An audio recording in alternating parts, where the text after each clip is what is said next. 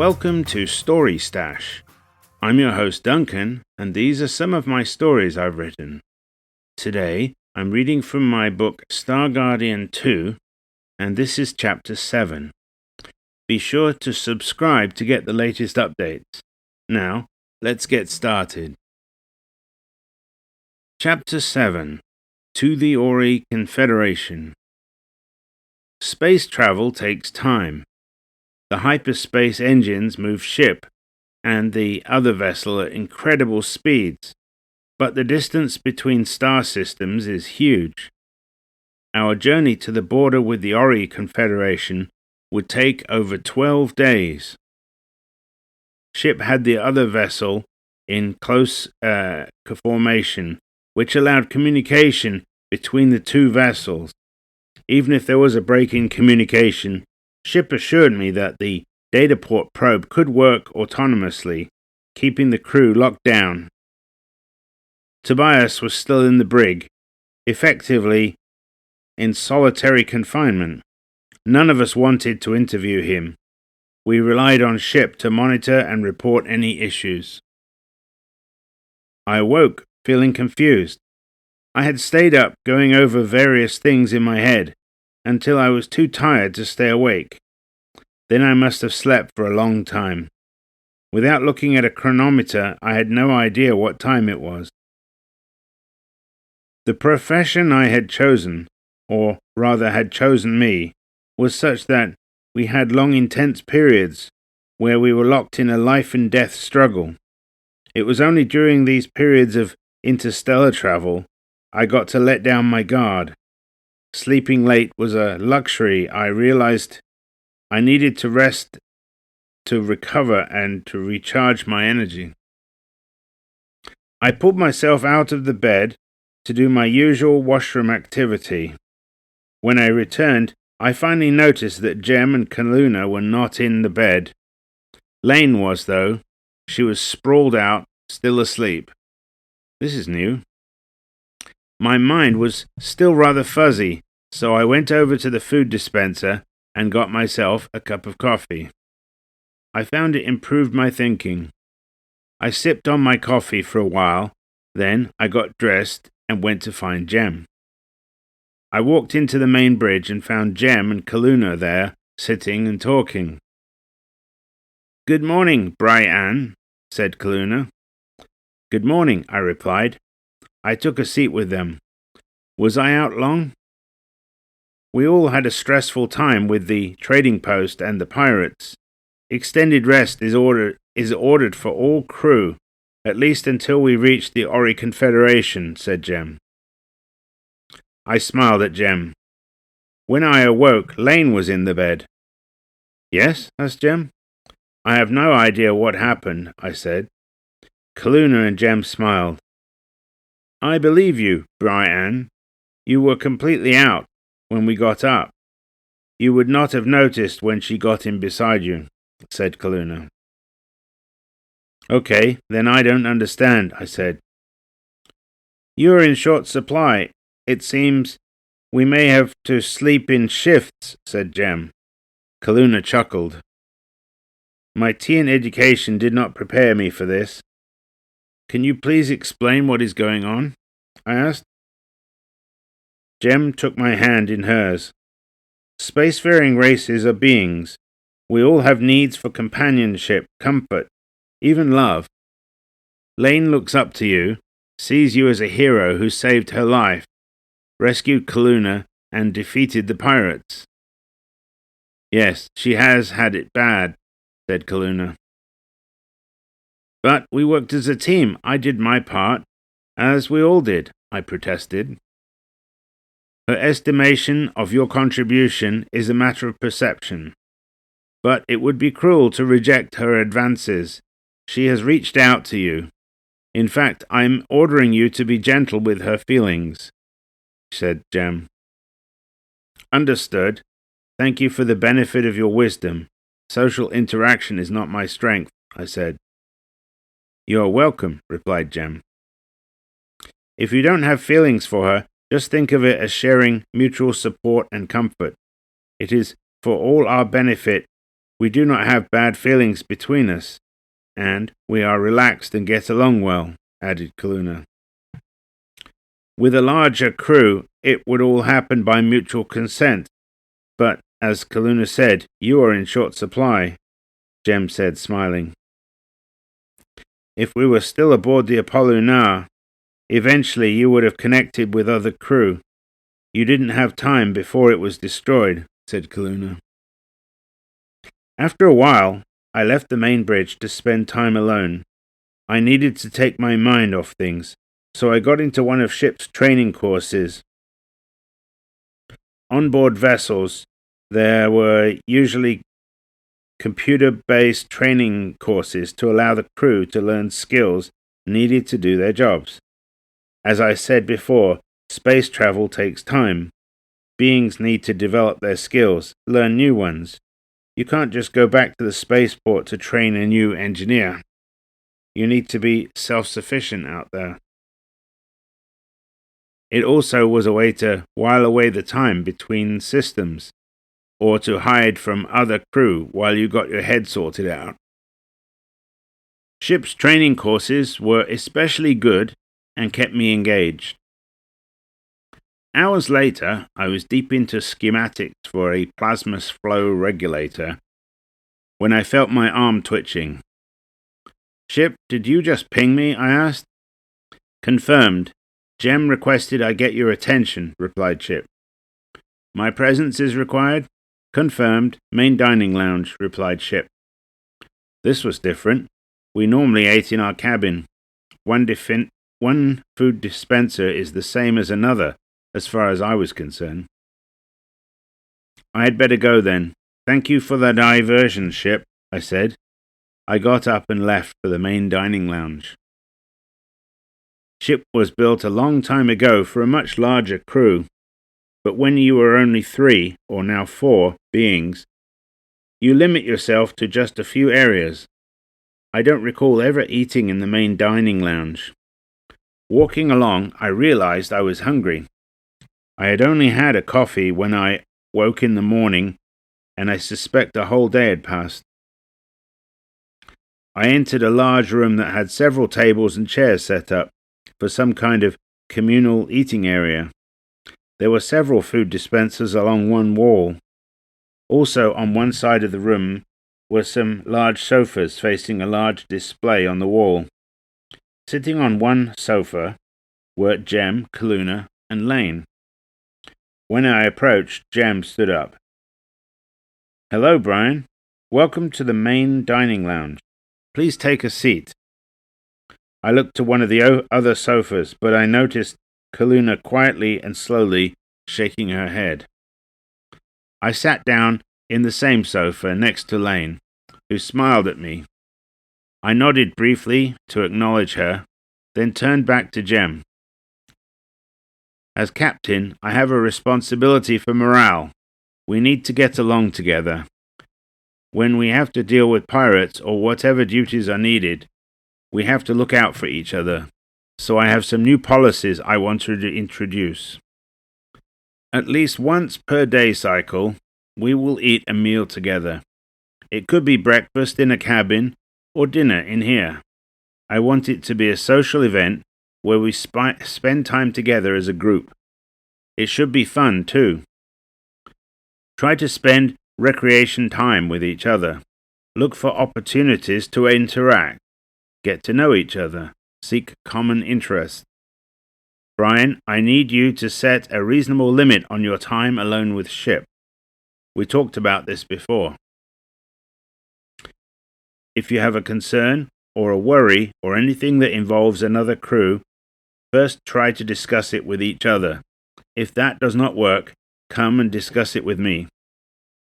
Tonight, we will enjoy dinner and a movie. The term movie refers to a video entertainment with categories like drama, comedy, action. I talked to Kaluna, and she has selected an Ori comedy for tonight. Lane has helped select the food this evening, and it is already on a table over there. Please get a plate and load it up and come back to this sofa. I want us to enjoy good food, good company, and entertainment together. We all got up and went over to the table with some food on.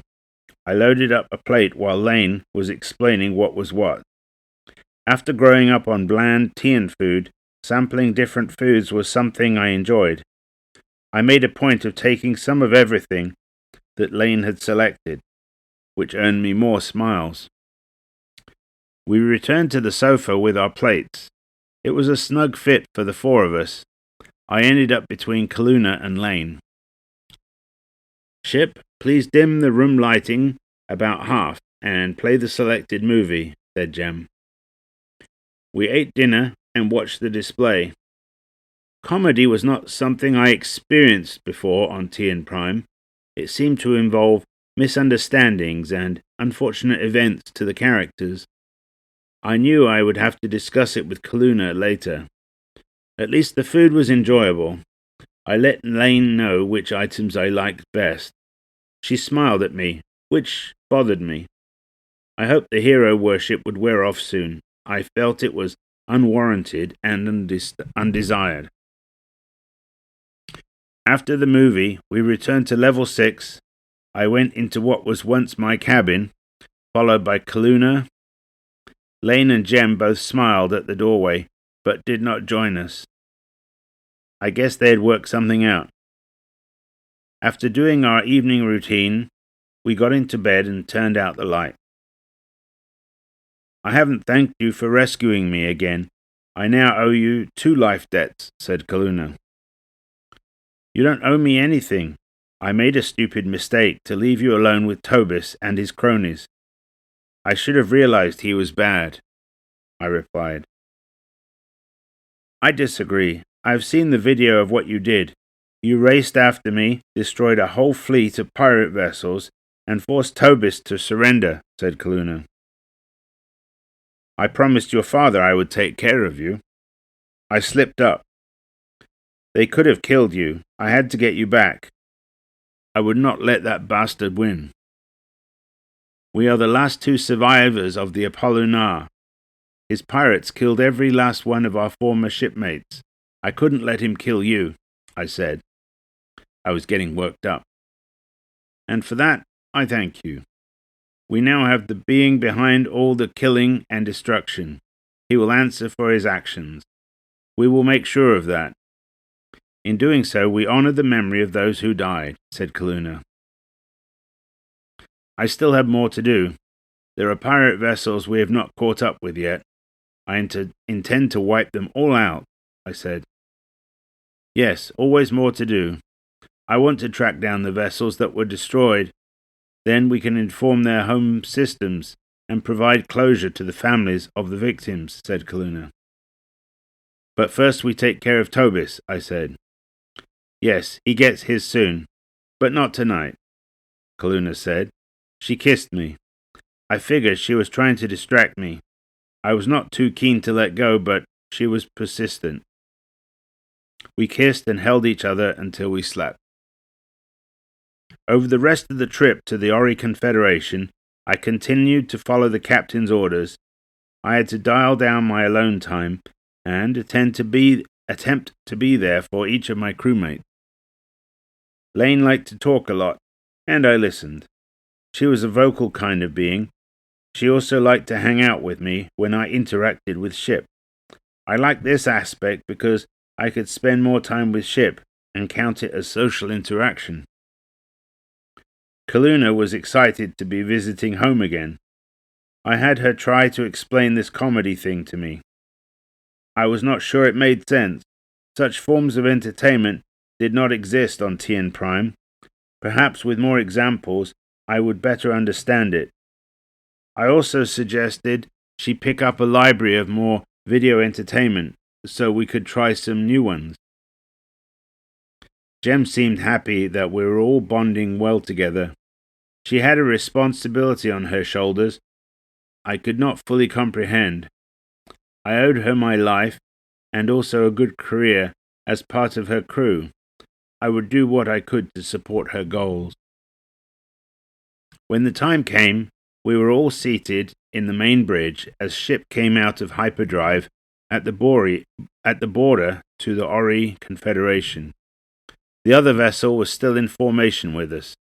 We came to a halt where we expected to be detected. Ship turned on the friendly transponder code we were assigned from our last visit. It did not take long. Sensors indicate an Ori patrol vessel has detected our presence, and it is changing course to intercept, said Ship. What is the estimated arrival time? Asked Jem. Estimate they will be in range in 8 minutes. Jem turned to Kaluna. Kaluna, I'd like you and Brian to answer their hail, like last time. A recognizably Ori face will forestall any negative reaction. Yes, Captain, Ship, like before. I will return their hail, replied Kaluna. I turned to Lane and said, You will enjoy this. A few minutes later, we got the incoming hail we expected. Baglaji vessel, welcome back to Ori space. Thank you for the welcome. My name is Kaluna, and this is Brian. We are both crew aboard this vessel. I am transmitting our credentials to you now. Your credentials are confirmed. I see that Brian is listed as ambassador to the Baglaji. Please confirm the purpose of your visit, said the commander. The other vessel is fully under our control. We are using it to transport prisoners we apprehended. They were pirates that preyed upon commercial freighters, both Ori and others. We request an escort to Ori Major to meet with representatives of the Criminal Justice Unit, where we will turn over our prisoners and all pertinent evidence. Please stand by, came the reply. So far it is going well, said Jem. Yes, I think it will go better this time now they know us, I added. Shortly after we got a response. Baglaji vessel, I have summoned an escort for you. To expedite your arrival, we will escort your vessels until we can hand you over. Please follow us. Thank you. We will follow you, replied Kaluna. The Ori patrol vessel turned toward Ori Major, and Ship followed with the other vessel in tow. This visit we did not warrant a heavily armed escort from the border as we were allies. About 2 hours later, we met up with an escort vessel. Kaluna, Brian, we are to hand over escort duty to this vessel. Please follow their directions from now on. I wish you a safe journey. Acknowledged. Thank you, replied Kaluna. The patrol vessel peeled off and turned back towards the border. We continued our journey to Ori Major with the escort vessel. A few hours later, we arrived at the star system Ori Major. We proceeded as directed to the third planet around the star and into a stationary orbit above the planet. Our escort vessel remained with us in orbit above the planet. It looked as it did before, the hub of their system with transports coming and going. A few minutes later, we had an incoming hail. On the tactical display, we saw the familiar face of Minister Taran. Greetings to you, Brian and Kaluna. I am pleased to see you are well. I understand you have detained some pirates, and you have evidence to share of their crimes, asked Taran. Yes, a group of pirates took over control of the trading post, and then attacked vessels after they visited the station. The pirates ran the station, and trading vessels did not even know they were being targeted, I said. I see. Well, I will arrange a group of investigators from the Criminal Justice Unit. I assume you will transmit the evidence you have, and I will make sure they get it. Will you be sending down a delegation? He asked. I had a less than enjoyable time the last time I was there. I hoped that now we were officially allies, we would get better treatment. Of course, this time there will be, I looked to Jem and she waved 4 fingers, 4 beings in our group. We can walk the investigators through the evidence. Fantastic. I will arrange a shuttle for your delegation. Anything else? He asked. The pirates are all locked up in their cabins aboard the other vessel. At a suitable time, we can hand over control to your security team. We have their leader detained in our brig aboard our vessel. Perhaps we can turn him over to your care sooner. I'd rather not have him aboard our vessel any longer than we need, I said. Absolutely. I will include a small security detachment to travel in the shuttle to take him into their custody, said the minister. Excellent. We will be ready when the shuttle arrives, I said. Ship closed the communications channel. Well, that's the end of Chapter 7, and next episode we'll have Chapter 8, Ori Major. So, hope to see you then. Until then, goodbye.